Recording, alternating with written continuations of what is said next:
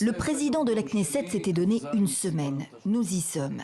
C'est ce dimanche, après en avoir débattu, que les députés israéliens diront si oui ou non ils accordent leur confiance à la coalition hétéroclite issue début juin in extremis et à la surprise générale des discussions menées par le chef de l'opposition, Yair Lapid. Monsieur le Président, je vous appelle pour vous informer que j'ai réussi à former un gouvernement.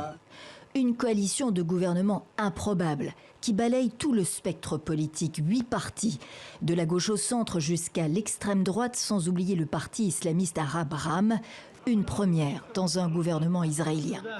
Ce qui les unit, c'est l'objectif déclaré d'en finir avec Netanyahou, Premier ministre à la longévité exceptionnelle. 15 ans de pouvoir au total malgré ses problèmes judiciaires. Il est inculpé dans 3 affaires distinctes. Et ces 2 dernières années, une crise politique majeure marquée par 4 scrutins législatifs. J'appelle M. Netanyahou à libérer le pays afin d'aller de l'avant. Naftali Bennett, l'ex-dauphin émancipé, radical nationaliste pro-colonie. C'est lui qui prendrait le premier les rênes du nouveau gouvernement pendant 2 ans, avant de passer le relais au centriste de droite Yair Lapid, l'ancien présentateur télé. Si ce gouvernement voyait le jour, nous le ferons chuter très vite.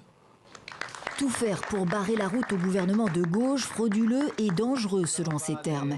Netanyahou s'y emploie depuis 2 semaines. Le chef du Likoud, premier parti à la Knesset, a multiplié les appels, menaces et invectives à l'appui. Parviendra-t-il à renverser la situation et à sauver sa peau une fois de plus? À l'un comme à l'autre camp, il faut 61 votes sur 120 pour l'emporter.